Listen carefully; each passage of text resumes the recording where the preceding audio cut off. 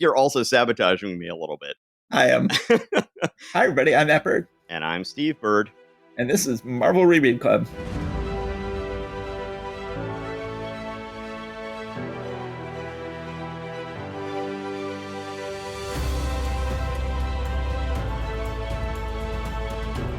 We're back. We are still doing October of 1964.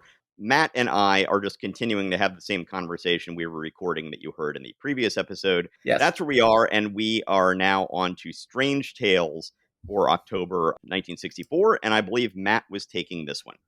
Yes, we have Strange Tales, the Human Torch and the F-11 thing. The sensational Submariner tackles our two battling buddies. It just is co-featuring the mysterious Doctor Strange, who just gets a little circle this week. It's clearly supposed to be Human Torch and Things book. Obviously, the very first comic book crossover ever was an issue where the Human Torch fought Namor the Submariner back in 1940, and they know that they've got sort of a powerful combo they can always do when they want to combine Human Torch and Submariner. They have only fought once before in Strange Tales, and they figured, hey, we've earned another one. Let's go ahead and do another big Fight Namor issue, which is a bigger deal than this poor hapless feature in Strange Tales featuring Human Torch usually gets to have. Now, the Thing is the co-star in it.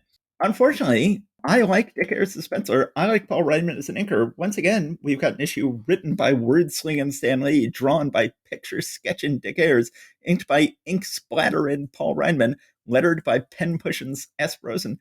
But they really just do not do good work together. It is just the worst of all possible worlds when Reitman inks Ayers. And so we begin with, of course, Human Torch and Thing are trying to kill each other, as they often are, having a seemingly very severe battle. Two reporters show up, and they're like, oh, great, reporters going to show up interview us. Like, no, we're here to interview Mr. Fantastic and the Invisible Girl. And they're furious. They kick them out. Thing says, hey, hold everything. There's a picture coming in over our emergency alarm telescanner. So then they see Namor coming. They quickly review what happened when he attacked the city in Fantastic Four Annual #1. So then they go out in their own neat little submarine to confront. They say the FF's famous U car, I guess sort of like a U-boat. I think this is the first time we've ever seen the so-called U car, isn't it? Yes, I think it is. And Ayers does a nice job designing it. So it's famous right from its first appearance, apparently. Yes, they have a big epic fight that goes undersea, overland. It's nice. Ayers does a fine job with it. But then eventually Reed and Sue come out, and Reed and Sue are like, hey, stop fighting Namor. We actually invited him to the city to have a peace conference, and we forgot to tell you. And then we forgot to turn off our emergency scanner that sent off a big alarm when he was coming into the city. Oh, and by the way, those two reporters who you beat up and sent away, they were going to interview us about how much we loved you guys. You have done nothing but heedlessly cause trouble today. Meanwhile, Namor is having none of it. Namor says, they tried to deceive me. I was lucky to escape so easily, but they will never get another chance to betray my trust. Next time we meet, it shall be a battle to the finish. So we have sort of a tragic issue here where there was a chance to make peace with Namor, and Johnny and Ben screwed it up. But it's basically just treated as like goofy twist. Oh, what a zany mix-up this was, and not as the sort of tragic story it could have been. And you get an issue where Ayers is not being done any favors by Reitman, who does such a fantastic job making Kirby, but not a good job making Ayers. But Ayers is doing a pretty good job of acquitting himself with the battle itself. Last time Human Torch fought Namor, Namor was doing all this bizarre stuff, like puffing himself up like a pufferfish. But we do get a little bit here where he does get the ability to light himself up with electricity. He says, I see you have forgotten one of my many powers, the power to duplicate the attack of the electric eel. So I think this is one of the last times we see Namor using fish powers. Thankfully, he is not puffing himself up like a pufferfish, which looked so ridiculous last time. I don't think that'll be around much longer. I don't know. I hope we don't see that again, but we might. There is another reference to the Beverly Hillbillies in this issue. Apparently, that was the hottest show on TV thing. So he's like doing a backstroke while he has both Namor and Johnny by the scruffs of the neck. He's saying to himself, I better speed it up for a while. If we don't get back home soon, we'll miss the Beverly Hillbillies. Stan always with the topical references. But let's go and get back to the much better back half of the book. Yes. With Doctor Strange, Master of the Mystic Arts. Mordo Must Not Catch Me. Unfortunately, we once again have Steve Ditko inked by George Bell. This is the final of the 3 issues in which George Bell inks Steve Ditko. Every issue of Doctor Strange before that was inked by Steve Ditko. Every issue after that for the rest of the run will be inked by Steve Ditko. Just these 3 issues, presumably giving Ditko a little time off to do Spider-Man Annual #1. Although, of course, at this point, Ditko is also, as we will find out later in this episode, going to be taking over the Hulk, also inked by George Bell. So Ditko is adding more to his plate at this point. But thankfully, at this point, he will give up on this experiment and return to the inking. He will not be inking the Hulk, but he will return to inking Doctor Strange. He has been sorely missed. We see how proud we are that Stan Lee wrote this sensational thriller, how fortunate we are that Steve Ditko drew these magical masterpieces, how triumphant we are that Geo Bell inked these priceless panels, how ecstatic we are that Art Simek lettered these deathless phrases. So for once, Art Simek gets just as much bombast as the rest of them get. This is a pretty standard story. This is about as standard as Doctor Strange stories get. He is in his sanctum sanctorum. He is attacked by ectoplasmic goons set by Mordo. He then checks on the Ancient One, sees the Ancient One is gone, but that cannot be. He never leaves his chamber. He hasn't used the bathroom in years. He's just been holding it in. He wears adult diapers. Surely there is the possibility that he has stepped out to go to the loo, but Doctor Strange is not willing to consider that possibility. The need for toilets just never comes up in many of these things. And later this month, when we get to a Hulk, there's going to be a whole thing where a guy's like, oh, I could just be in here forever. And I'm like, you didn't think about toilets. Okay. Doctor Strange is like, what'd you do with the Ancient One? He's like, oh, I hid him. You're not going to find it. Then you get to the standard ectoplasmic battle between Doctor Strange and Mordo, but it's really nicely done in this issue. Really great panel on page 5 where they each shoot up into giant size as they leave the Sanctum Sanctorum. Of course, it's comic book, so they're like, we're going to fight all over the world, which means now we're fighting by the Eiffel Tower. Now we're fighting by the Sphinx and the pyramids. Now we're fighting in various other famous places around the world. And then they end up in the jungles of the Himalayas. I'm not sure the Himalayas actually have jungles, but No. where he finds the Ancient One is being held prisoner. He once again gets in a huge fight with Mordo. And unfortunately, as happens far too often in this book, he just wins the fight by opening up his amulet. And it's like, oh no, you open up the amulet. I'd forgotten that you do that every other time I ever fight you, and it defeats me every time. He once again rescues Ancient One. Once again, he's like, Ancient One, shouldn't we really just kill off Mordo at this point? And Ancient One, as always, is like, Mordo now knows the measure of your powers, as if you have not already shown him so many times in the past. He knows the might you possess. He will not dare attack us again, not for a long, long time. And Doctor Strange is just clearly rolling his eyes as he hears this, and he says, it is not for me to question your decision, Master, but I shall never relax my vigilance, not so long as Mordo lives. And like, Ancient One, once somebody shows you who they are, believe them the first time. That is the mistake he keeps making. He takes the Ancient One home, and they leave Mordo just sort of there, surely planning on doing the exact same damn thing next month. So this is a very rote issue of Doctor Strange. It is the most generic possible Doctor Strange plot, and yet it is beautifully drawn by Ditko, and not massacred by George Pell. George Pell does not do a terrible job inking it, but nowhere near as good as if Ditko had inked it himself. And the sequence where they're going all around the world is really beautiful. It's a standard Doctor Strange issue, but the standard Doctor Strange issue is pretty great. George Bell, or George Russos is his real name, doesn't seem to be doing a good job on some of these issues here, but he seems to do better on Ditko than he does on Kirby for some Yeah, reason. he does. The Ancient One apparently is not that wise. He's No. ancient, but he is not wise. But yeah, some nice visuals in here, the sort of smoke tendrils that we get on page 9 and the big egg. Granted, the inking on the middle of the 3 egg panels is unfortunate. As you said, it's a rote issue, but we get some nice art. Yeah. Thankfully, next issue, Ditko back on inking, and for the rest of the book. We can look forward to that. Yes. So now I guess we're moving on to Tales of Suspense, yes? Yes. All right. So, Tales of Suspense featuring the power of Iron Man. See our mighty Golden Avenger in mortal combat with Captain America. Why are these two gallant allies battling each other to the bitter end? Mainly to get you to buy this mag and see the answer inside. If we can't always be clever, we can at least be honest. This is one of the things that, when people say, oh, everything was just Kirby and Ditko. Like, Lee didn't do anything. This is pure Lee. And Yes. this gets baked into, just woven into the DNA of the Marvel Universe. This kind of, on one hand, being this bombastic, over the top master of ceremonies, and other times being this self deprecating, kind of almost Groucho Marxish kind of personality, and just sort of straddling those two worlds. So, it's, this just jumps out at me as that here. We have another backdoor pilot here where, once again, Yes. Captain America is about to take over the back half of this book. This issue has our final Watcher backup, but then they're going ahead and first trying out Captain America in the front half of the book. This is the same thing they did with Hulk in the Giant Man Wasp stories, where first they had the Hulk guest star in a Giant Man Wasp story in the front half of the book, and then they went ahead and had him take over the back half of the book. So that's what we've got going on here. We start off with Iron Man fighting a shark. I guess just to test out his underwater abilities with his armor. So I guess they now must have established that he has something to cover up his eye and mouth holes when he goes underwater, because earlier he didn't have those.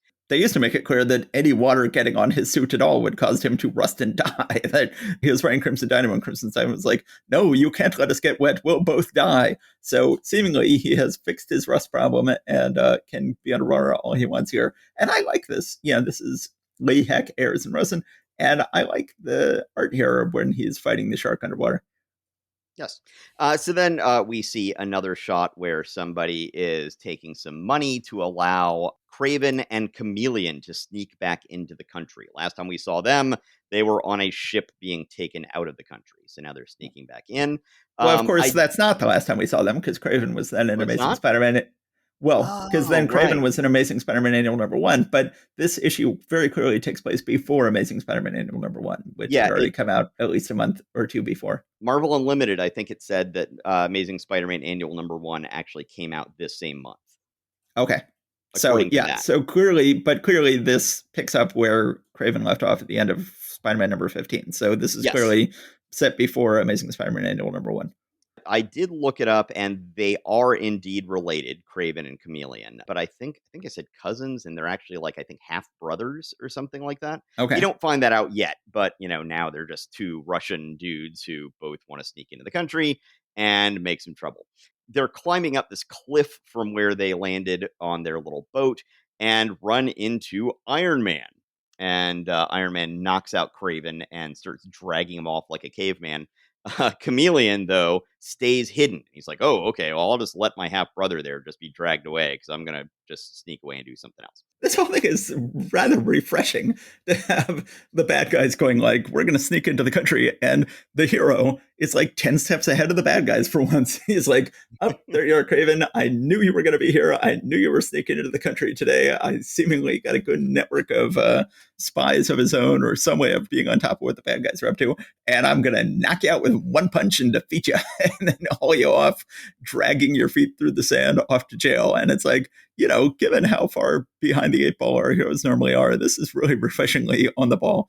Yes, and actually thinking through, it's like, oh, okay, they have to bribe their way onto a boat to get into that. Chameleon sees Craven being dragged off and is thinking, okay, well, that's fine. I'll let that happen. I've got some other plans I will now take care of. And then a battered, bruised, and torn Captain America comes stumbling in to Stark's outer office.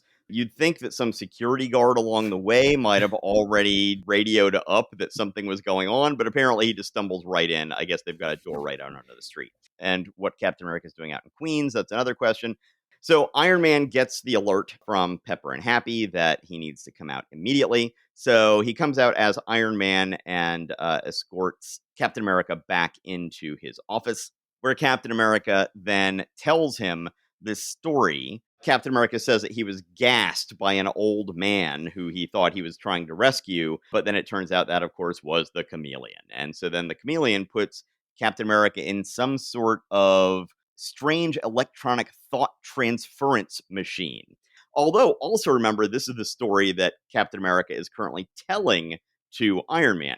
So who knows how true this actually is, but yeah. This is the first of two times this month where the villain is telling a lie to the hero, but it's an oddly honest lie. Like Yes.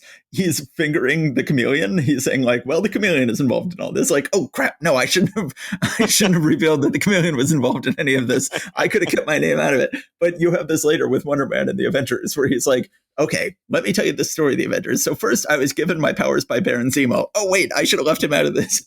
Like, I didn't have to tell a lie that was dishonest." I'm sorry, I can't talk about any of my clients' secret illegal accounts. Oh crap! Did I say he was a client? Oh crap! Did I say it was illegal? Oh crap! Did I say it was secret? I need a drink. In his story, Captain America then escapes as Chameleon is behind and supposedly has all of Captain America's memories so that he can better impersonate Captain America. Iron Man says, "Call Captain America a doctor, and then I need to go out and do something here." Chameleon had told him that Captain America was going to be infiltrating the Avengers as Captain America and gain their trust and beat them from the inside. Of course, this was the Chameleon who just told Iron Man all this.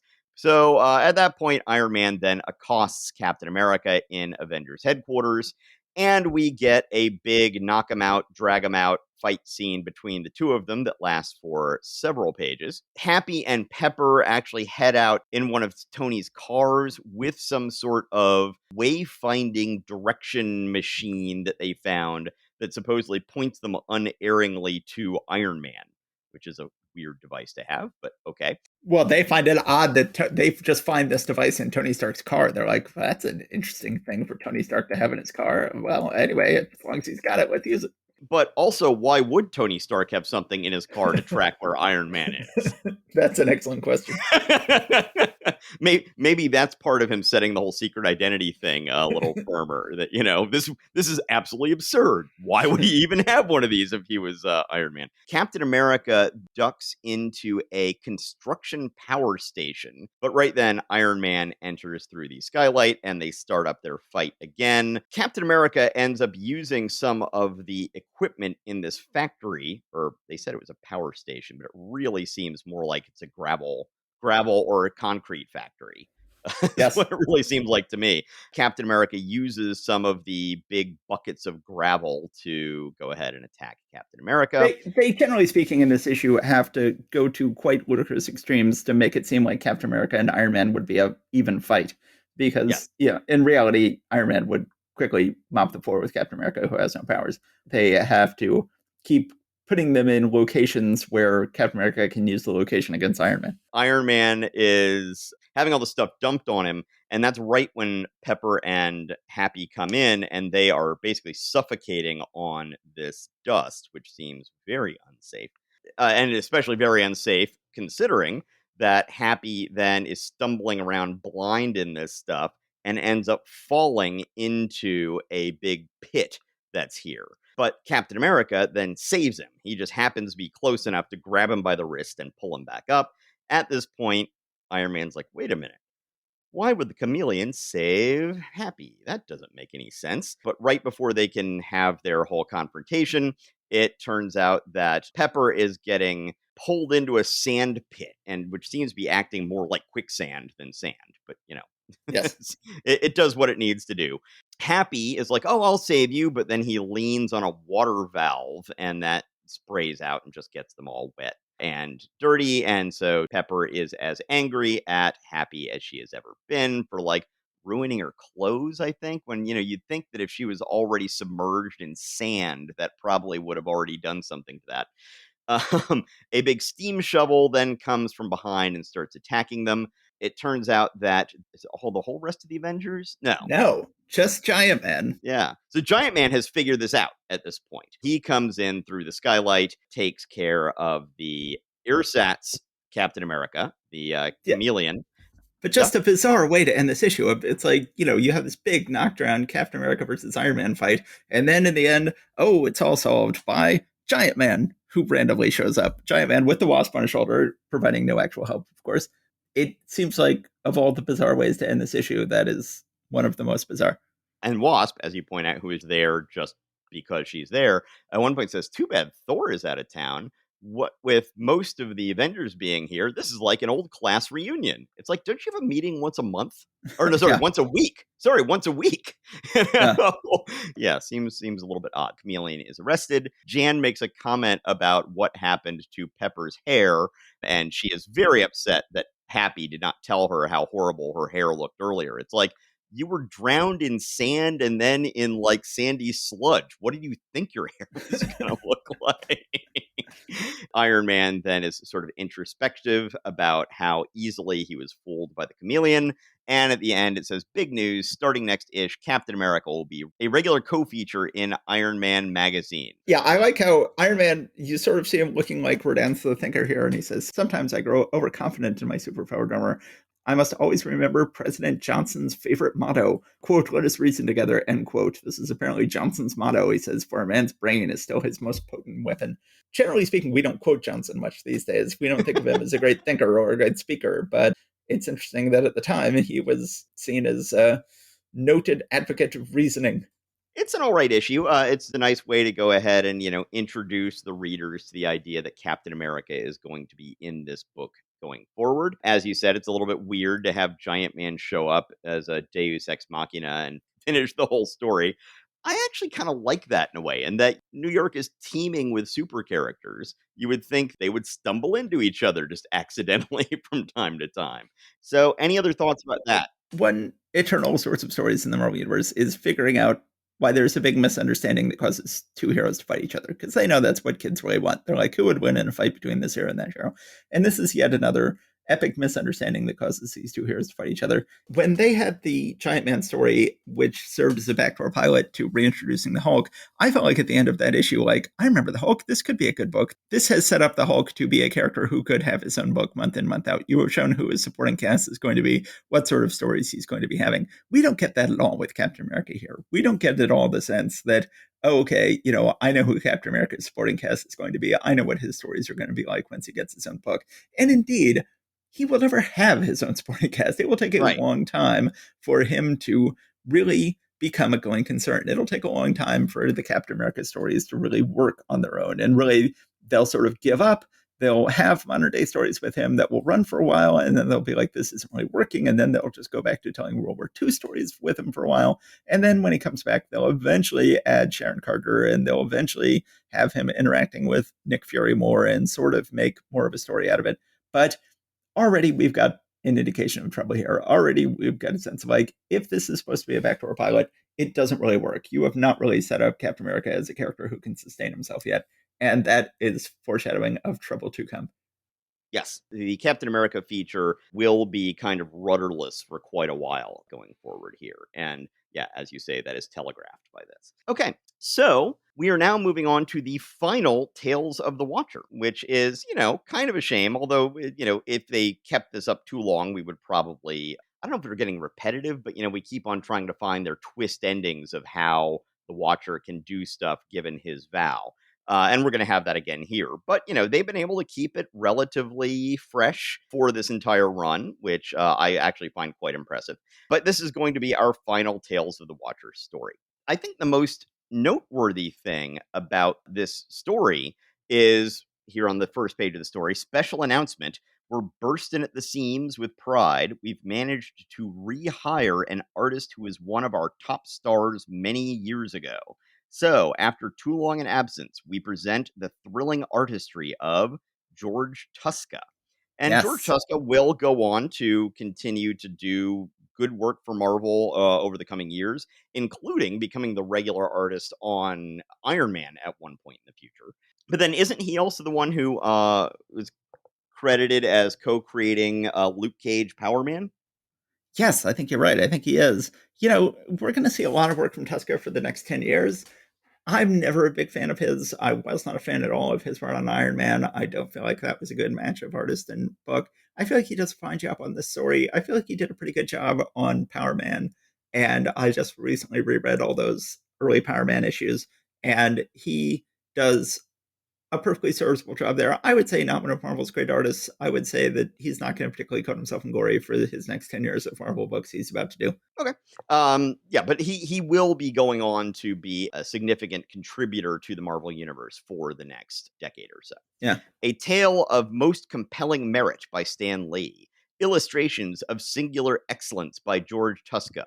Lettering of Breathtaking Adequacy by Art Simak. So, once again, going back to the hopefully self deprecating, but possibly just humiliating credits for Art Simak. Notable that Tuska is penciling and inking himself here, which is always nice when you have someone who can handle both of those and does a nice job inking himself here. Yes, he does. Some nice little facial expressions on the invading aliens in various cases here. Mm-hmm. The leader has this interesting sort of toothy look to his face. The second page of the story, a lieutenant of his who's over his shoulder has this weird kind of sardonic smile, or I don't know whether sardonic would be the right word. But yeah, doing some great stuff with some of the characterizations here, even for minor little stuff.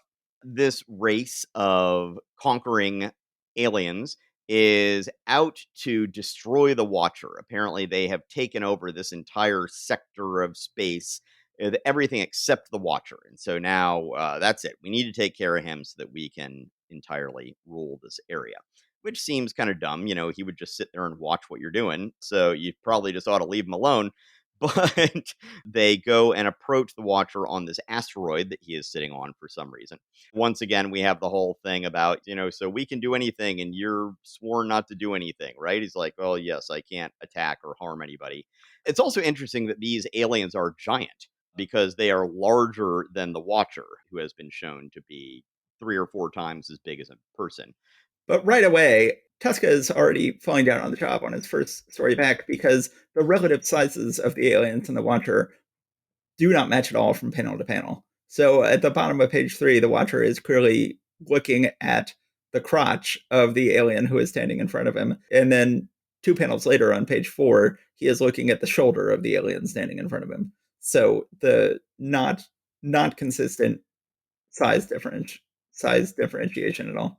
That's one thing that's always going to be a little bit of a problem when you've got characters that are significantly larger or smaller than each other, but not as large or small as like insect size, right? Yeah. So if you've got, and I think that's one of the problems they had with Giant Man for a lot of the early run was they had established that it's like, oh, okay, he can't make himself too big. He has to limit himself to, what was it, 10 feet, 12 feet, something like that.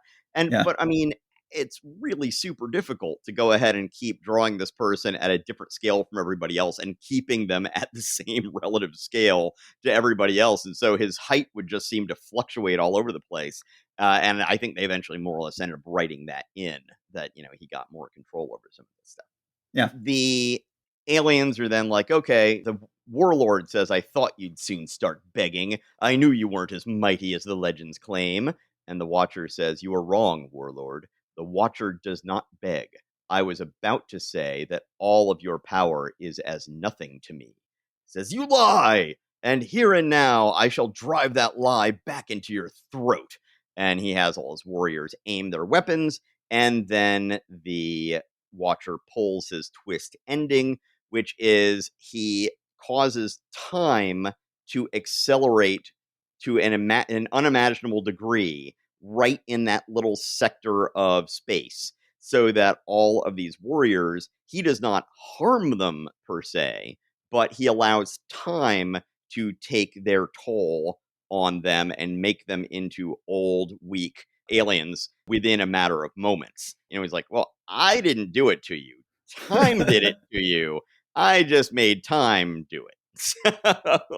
But yeah, they do acknowledge in this case that this is the final Tales of the Watcher here, as opposed to the Wasp. We had to realize belatedly that we had read the last Wasp tale because they didn't warn us at the time. But here they're like, look, we tried. We tried to make the Watcher work. You got to give us some credit. We did some okay stories. It's all over now. Uatu, the Watcher, will never again have stories in which he is the hero and is actually defeating bad guys ever again, as far as I know, in the rest of the Marvel Universe.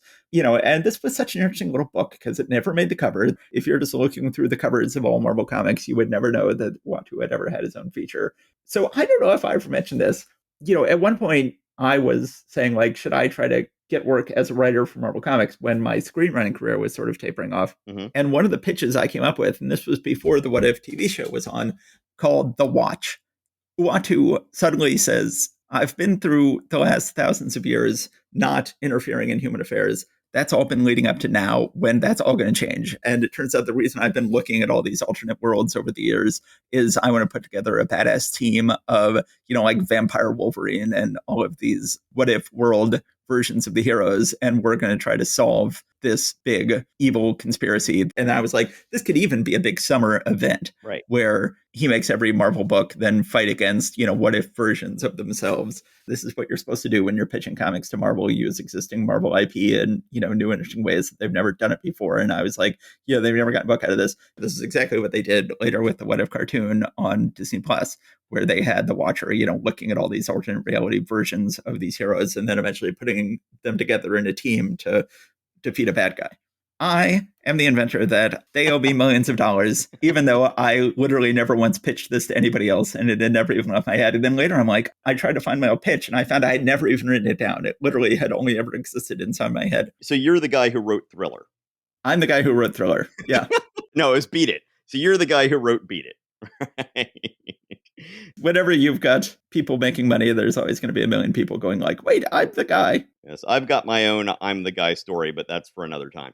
So... But I've really enjoyed this series of Uatu comics. I think it's been a lot of fun coming up with different reasons every month why he is able to, in this one exception, use his powers to defeat these bad guys. But there's also just been some exploration of what does it mean philosophically to have to deal with these restrictions, and is it right? This whole feature has been one big trolley problem. I keep coming back to The Good Place. Well, is it more just to put your hand on the trolley and, result in one person getting killed, or keep your hand off the trolley and resulting in 50 people getting killed? They have taken that essential moral dilemma and they've done like 7 Watcher stories at this point. They've run like 7 Watcher stories out of it, and it's been fun to read, and I'll miss it. Okay, so let's go ahead and jump on to Tales to Astonish number 60. So for the first time, we've got Giant Man and the Wasp, although the Wasp is being de-emphasized at this point.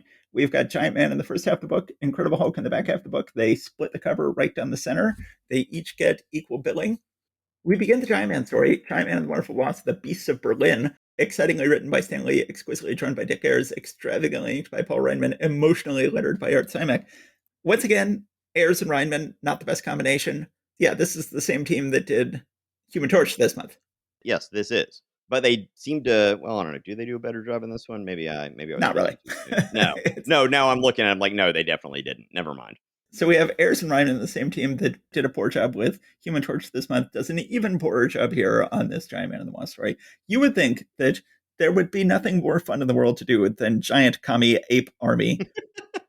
This is the dream assignment for any Marvel Comics artist, and yet Ayers does not rise to the task. Absolutely not. Giant Man is very unhappy. He is yelling at his fan club, he all sends them scattering, and Wasp is like, you've never yelled at your fan club before. And he's like, I just read a newspaper article about how my old government friend Lee Kearns has been taken captive behind the Berlin Wall. Do you remember this story? Because they say that was in Tales to Astonish 44. I have some vague memory of this, but do you remember anything about Lee that Kearns was the issue that introduced the Wasp, Tales of Astonish 44, the issue that introduced this whole story, so that we get something that rarely happens in any Hank Pym story over the years. He mentions his first wife, which he very rarely does. She has not really come up since the issue that introduced the Wasp, and he's like, oh yes, he flashes back, tells us the whole story of the commies killing his wife, and says, and now Lee Kearns, who is our friend, has also been taken captive behind the Iron Curtain. And he just ditches the Wasp, and he's like, I'm going to go take care of this without you. You just stay here. And she's, crying, but she says, what a fool I've been. I should have guessed that must be why he seems so unromantic, so distant. He can't forget Maria, his first wife. And I will say that he doesn't just say, like, no, you got to stay here. He says, look, I lost one woman that I love, basically in this kind of thing, with something involving Lee Kearns. I don't want to also lose you. So yeah. I'm like, yeah, I mean, it's at least like, look, this is a personal thing. I couldn't take it, if anything were to happen to you. True. So then he gets in a jet. He goes over to the Berlin Wall. He meets with a neutral correspondent who tells him what's going on. In full costume, wearing a green trench coat over his red and blue costume with a white fedora with a brown headband. what are you What doing? are you even wearing? What are you even doing? Of course, we again see him use his bizarre little device. He always has so many bizarre ways of getting around. He uses his suction tip spring powered climbing device to shrink down and then climb the Berlin Wall, gets on a flying ant, which he could have just done in the first place, finds Lee Kearns in prison. He's going to free Lee Kearns, but Lee Kearns is like, wait, we can't get away yet.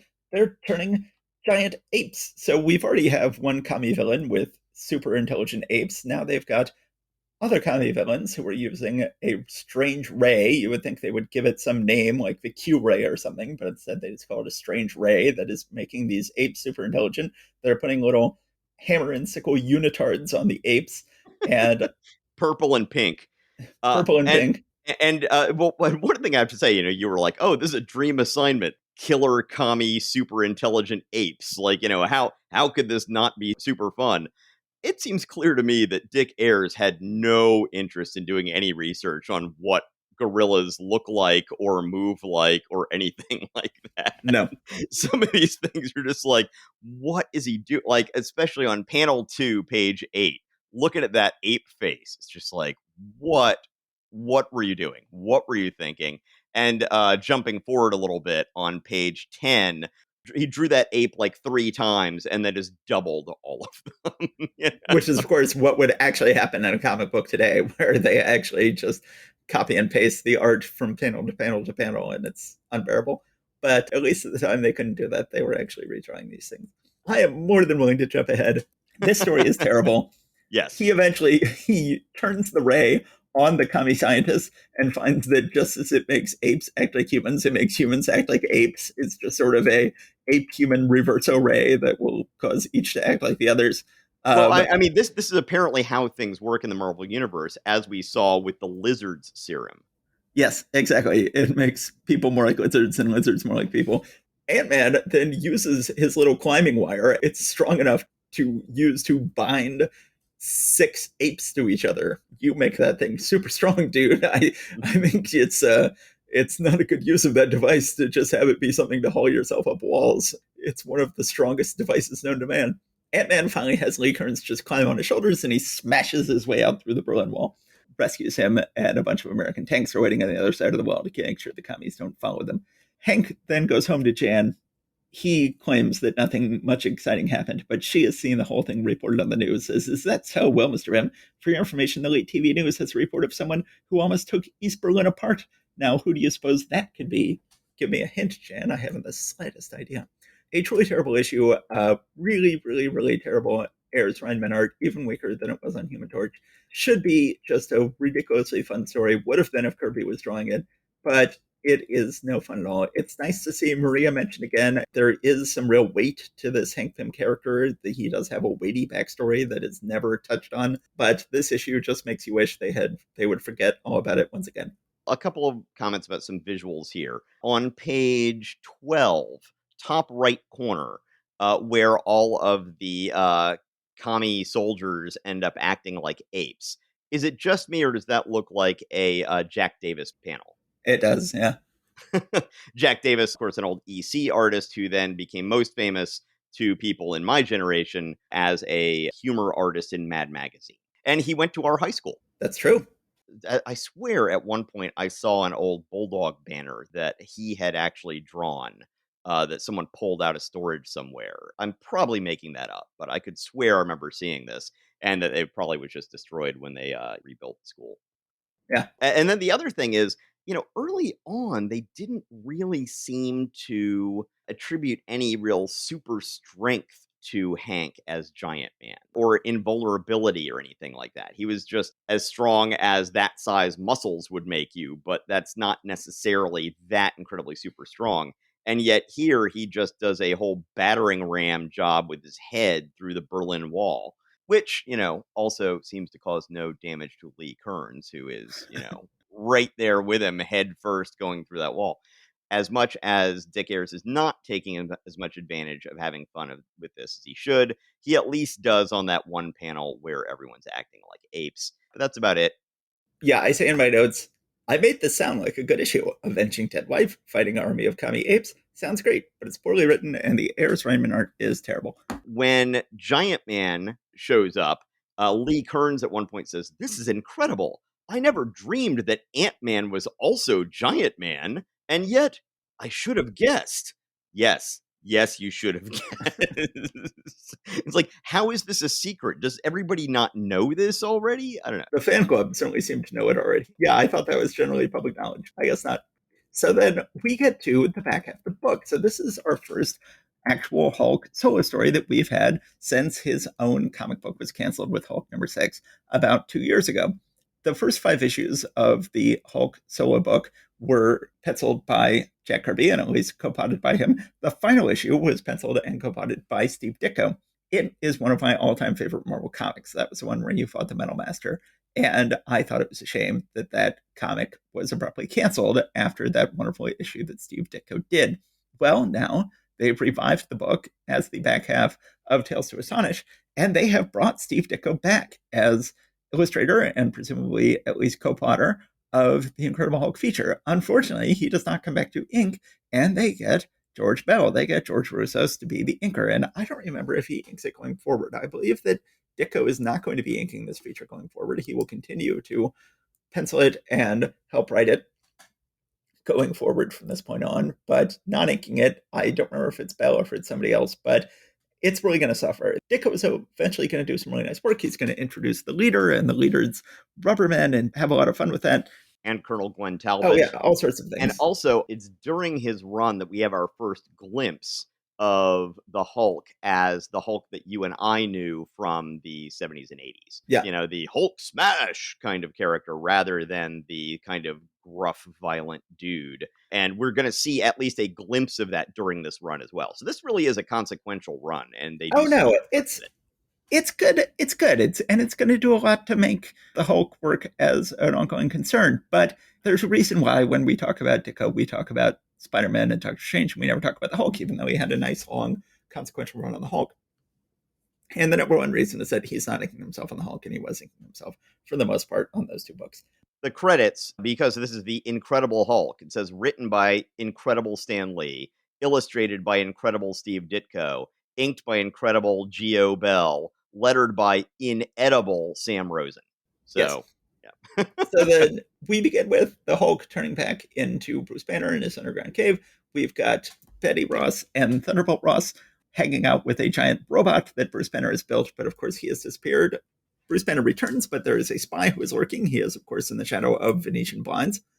I've got to say that Betty, it looks like George Russos basically redrew her face or took a lot of liberties in how he inked her face throughout. Her face does not look like a Ditko face anywhere in this story. Yeah, I think you're right. Bruce stays up late working on the robot, sees the spy, chases him away, becomes the Hulk. Hulk loses all interest in everything and just jumps away, leaves the spy there to slip inside the robot. We missed a very consequential little bit there right before he turns back into the Hulk. And the end of page 3, he finally figures out, oh, that's what turns me into the Hulk is when I get stressed or pressured or, my blood pressure goes up. Top of page 4, he says, and now that I know, all I have to do is avoid any strain, any undue pressure or worry, and I won't change to the Hulk. Meanwhile, I'm working for General Thunderbolt Ross on deadly weapons of mass destruction for the U.S. Army that I'm always not quite getting done right because I keep turning into the Hulk. So, yeah, I think it's going to be super easy to avoid any strain, any undue pressure. The other thing that I will point out before you go on here is they established that for the first time in this issue. But in this point of time, they also then say that the same thing happens for the Hulk. That if the Hulk gets particularly stressed or under pressure, then he'll turn back into Banner. By the time we were reading Hulk, things worked opposite for the Hulk. That the Hulk, gets relaxed, gets unconcerned, he will turn back into Banner. But they really will go back and forth on that for years. I know that when he becomes a regular member of the Defenders, he's just like always the Hulk, sleeping and eating and having fun and, all sorts of different stuff. And it's kind of a retcon. They're sort of claiming this is what it's always been going on. It's like, well, clearly that is not what was going on before. It was, having to do with the sun going down or having to do with hitting yourself with the ray or various ways they've done it. But this is good. Having to run off and hit yourself with the ray in the cave didn't really work. Having it happen when the sun went up and down wasn't as interesting. That Ditko is to the degree that he is plotting or co-plotting the book here, is coming up with a good, solid basis for Hulk stories going forward. It's going to be the main way that Hulk stories work from this point on over the course of the many upcoming years. And they'll move away from it occasionally, and then they'll always come back to it.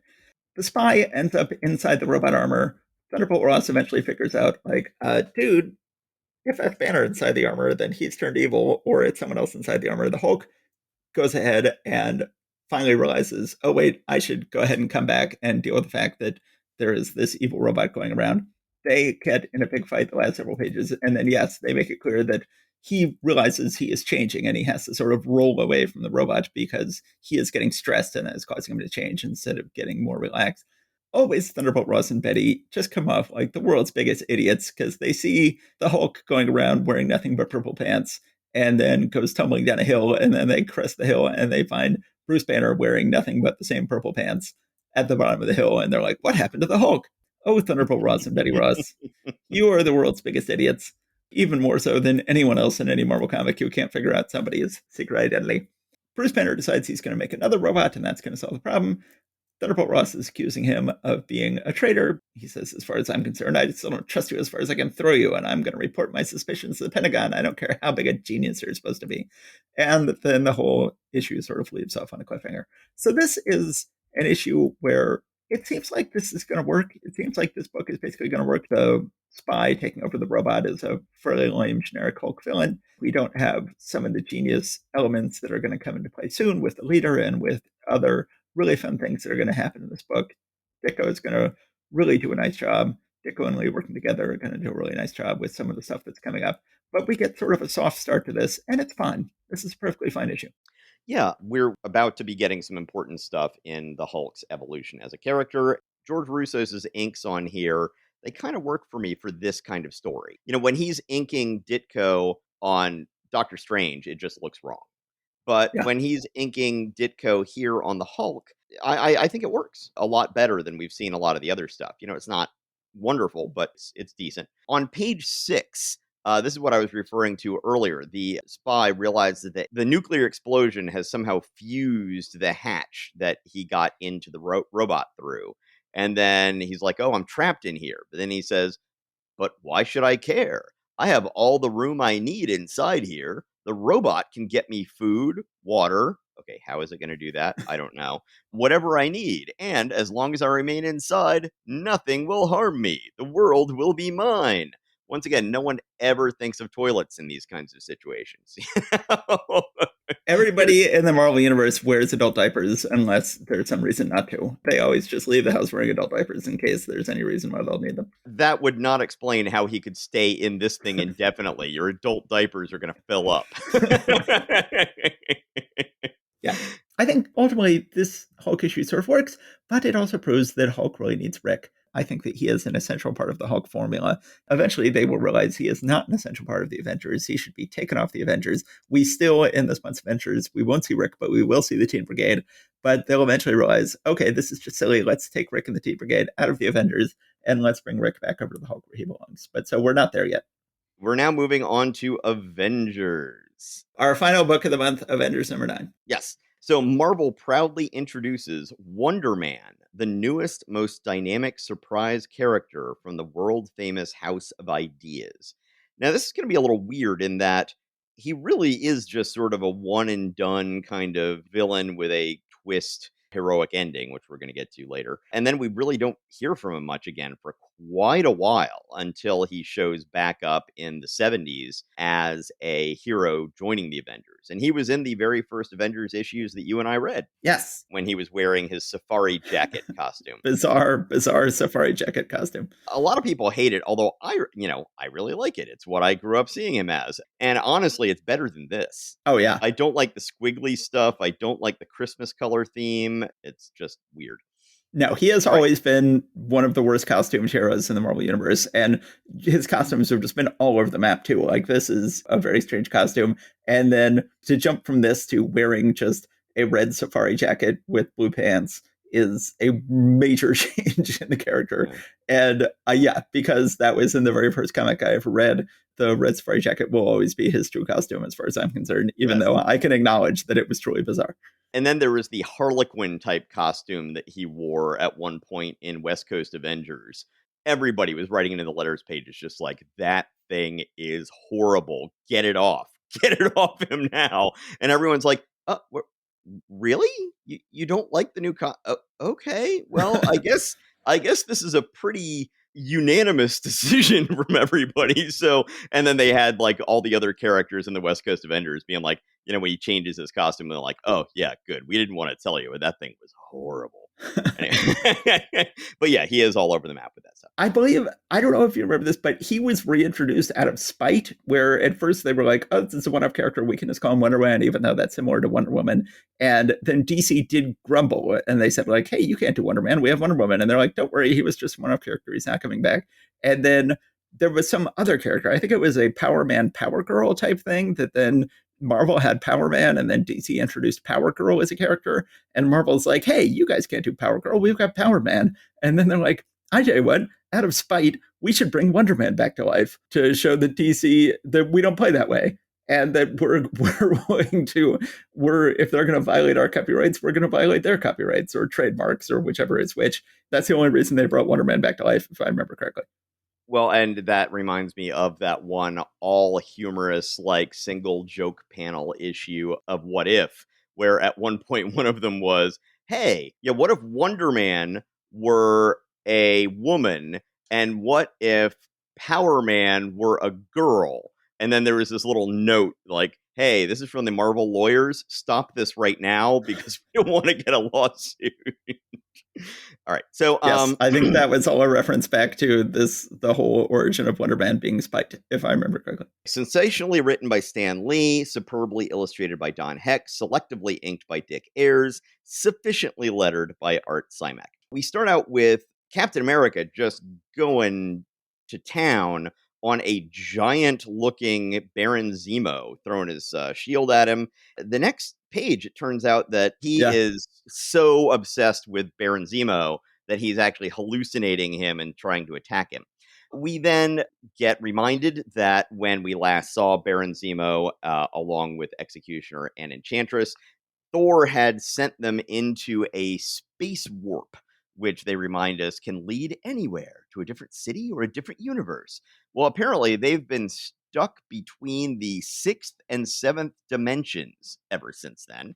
Baron Zemo is not happy about this, and after a while, the Asgardians are like, oh, yeah, I forgot how impatient mortals can be. Okay, yeah, sure, we'll finally get us out of here. Yeah.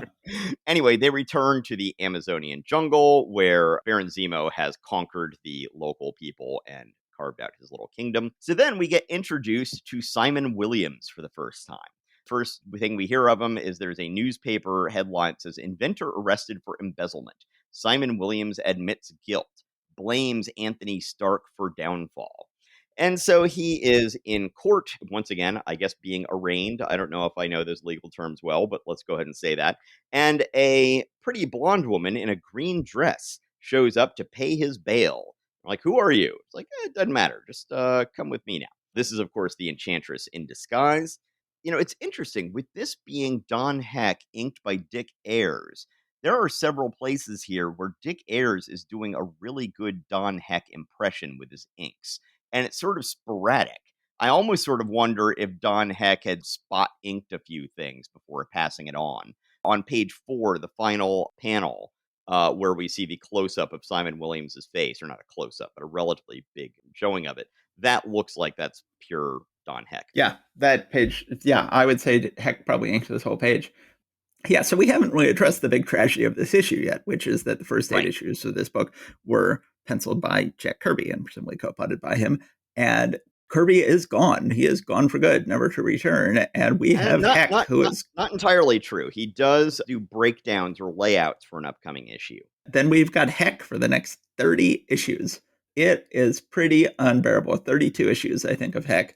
He really does not do a great job. This is one of Marvel's preeminent books, and they are leaving it in the hands of one of their weakest pencilers for almost 3 years, which is criminal negligence. This tragically is the first of those issues. This is, in many ways, a legendary issue. Wonder Man would go on to become a major character, but this issue will always be overshadowed by the tragedy of Kirby having left the book and Heck arriving as the underwhelming new penciler.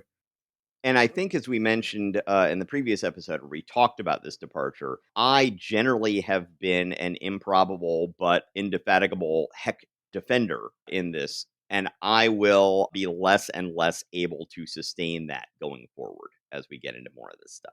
I don't know how much of it is just that he doesn't lend himself towards a team book and how much of it is that he's being inked by other people or, he just doesn't care about this particular material. I don't know. But yeah, it's going to be not all that great. After seeing a little montage of what the Avengers are doing in their private lives, we then go back down to the Amazon jungle and see Simon Williams laid out on some kind of big super science hospital bed type of thing. Baron Zemo throws the switches and all the stuff happens. He gets shot with beams and stuff like that. At one point, Enchantress is saying, don't forget his other power, his invincibility. And so he's like, oh, yeah, sure. Let me go ahead and just have these big buzz saws come down and try to cut him to show that nothing happens. Or I think that's what that is, isn't it? I can't figure out what's going on in that panel. Terribly Yeah. drawn by Heck.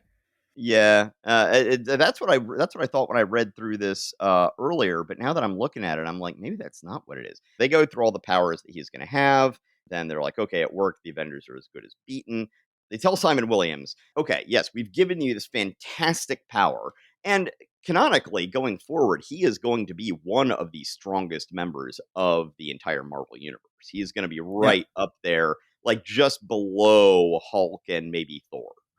Yeah. So they've just imbued him with an incredible amount of strength and power and invulnerability. They say, yes, but one thing we didn't tell you, this treatment will kill you within a week.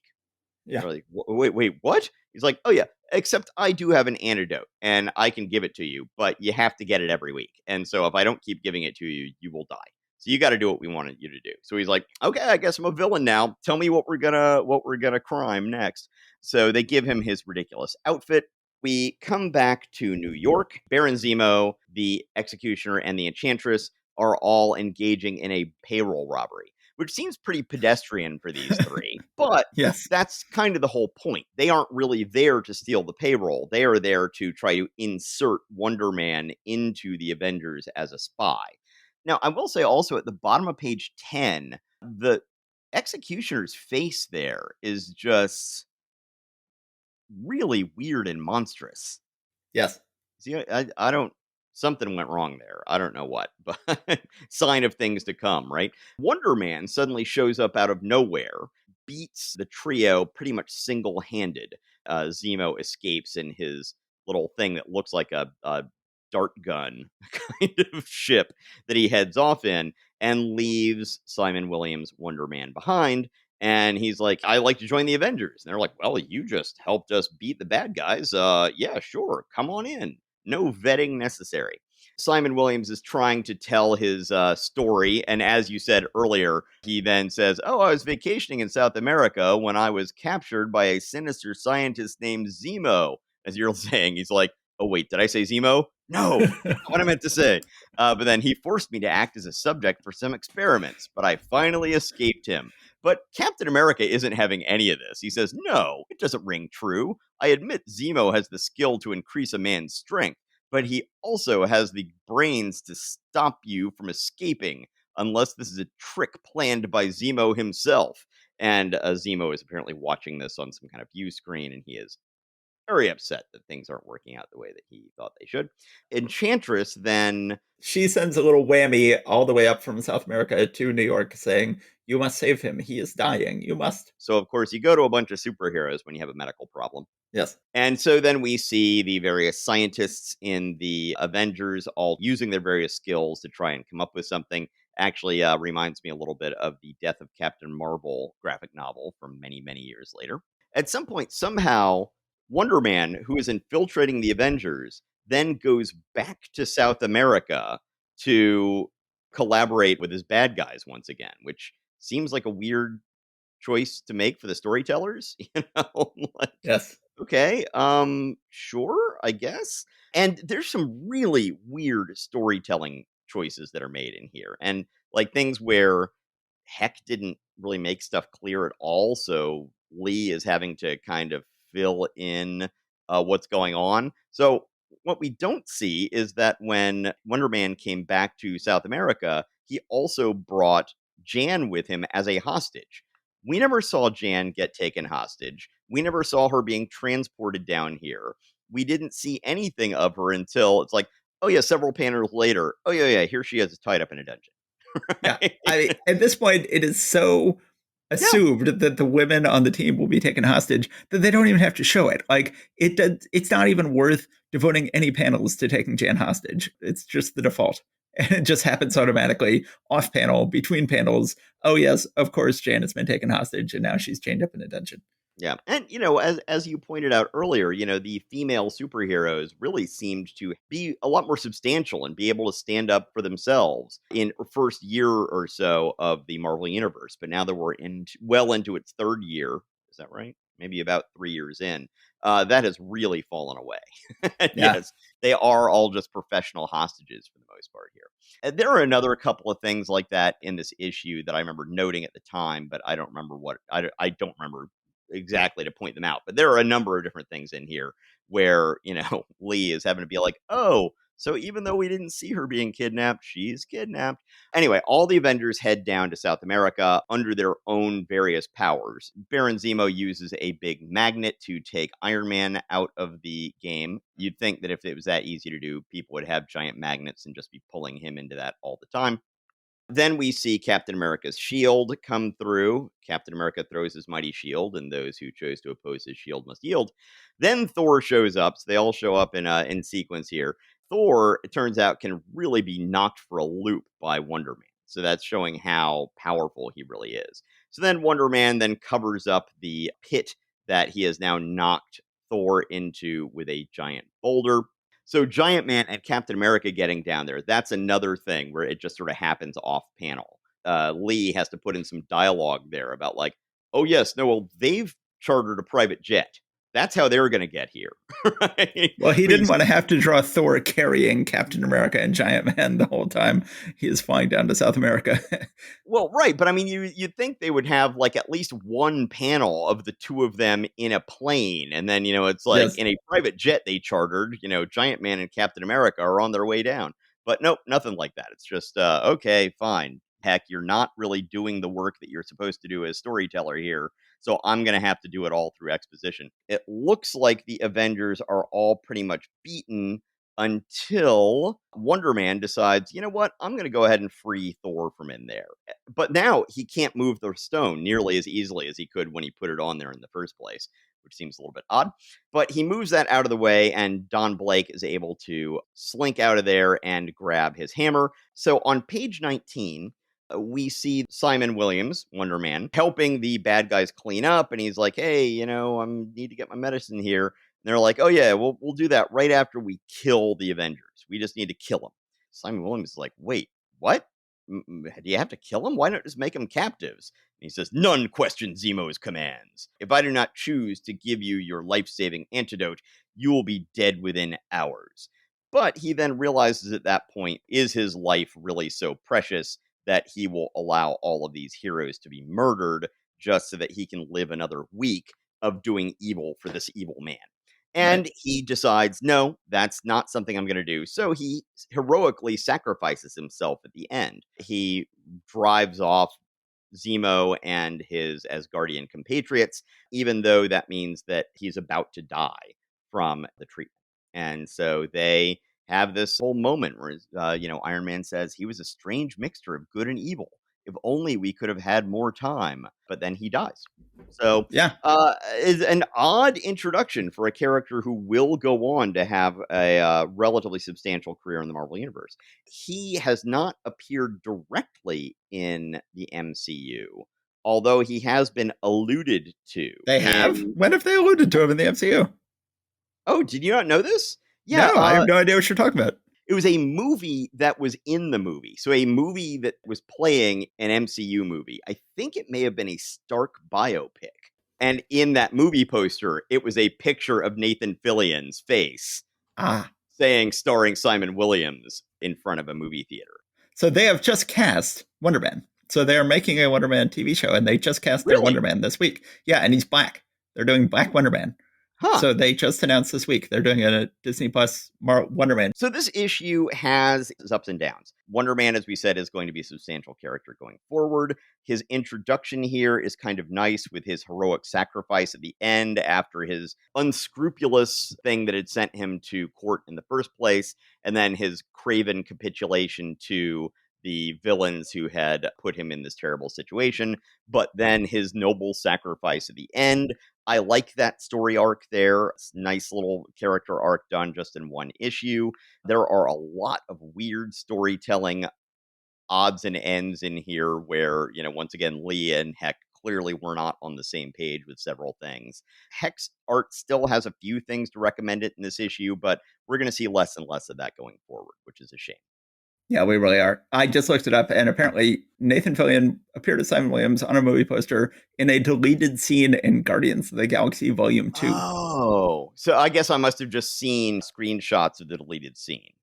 The story of Wonder Man is a powerful story, powerful enough where eventually they're like, hey, we should have gotten more use out of this character, even though, as I said, it's my understanding they brought him back just out of spite to stick it to DC Comics that they had a character of similar name.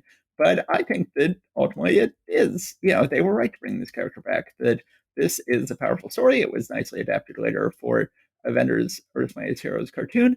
And it'll be interesting to see what they do with it in the MCU with the upcoming Disney Plus show.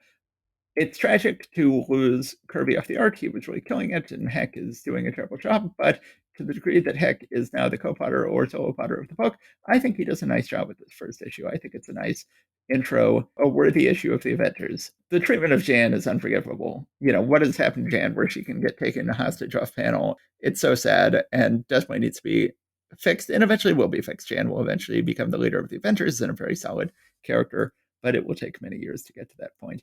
Ultimately, this is a very poorly drawn issue, and as you said, very poor visual storytelling in terms of things that has to be explained through the dialogue, but still a generally well-written issue that packs a lot of power in it that would be finally revivified over the course of many years, as he would get literally revivified many times going forward. Some of this month is a little bit rote, but we had some nice high points, not quite as consequential as our annuals episode. Still, once again, we're here to see the progression. We're here to see how things evolve over time. So I'm just continue to be interested and fascinated by that. Yes, having those two annuals, Amazing Spider-Man Annual 1 and Fantastic Four Annual number 2 in the same episode totally spoiled us. Now these next two episodes we've done focusing on October 1964, month without any truly great issues, has been a bit of a letdown, but there's still been some good issues this month. I enjoy this podcast. I read the books, I go back through and I take notes on the books, then we go through and talk about the books, and I enjoy all three of those. We're having a lot of fun, and these are fun books. I like Marvel Comics. I like reading these. They can't all be as good as those two annuals. Yes, I guess that's it for now. Thank you, everybody out there, for listening, and we look forward to being in your ears again in a couple of weeks. We may have to take a week off. We're all going to Disney World together. Steve and I and our families are all going to take a week-long vacation in Disney World and Harry Potter World, assuming that COVID does not intervene again as it did last time, and we will see how that goes. So next time we'll see you, we will have been to the happiest place on Earth, and hopefully the whole thing will have not been a massive disaster as it was. Well, we recorded an episode where we talked about one of our previous trips to Disney World, and then we ended up never releasing it. So maybe at some point in the future, we'll return back to that. And in that one, we're talking about, our upcoming trip to Orlando. And it's like, no, COVID said otherwise. So I think this is probably the fourth separate time we've tried to plan this trip. Yeah. So hopefully it actually goes forward. Yes, we will see. We will know by the time we record our next episode. Okay, we'll see you guys in a couple weeks. Bye. Take care. Bye.